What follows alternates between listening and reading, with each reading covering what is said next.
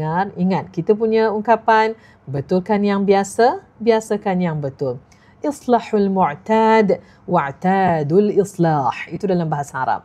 Anda boleh pelajari bahasa Arab juga. Islahul mu'tad wa'tadul islah, yang membawa maksud betulkan yang biasa, biasakan yang betul. Okey, kat mana yang tak kenanya perkataan as-saif ini? Ya. إيلافهم رحلة الشتاء والصيف.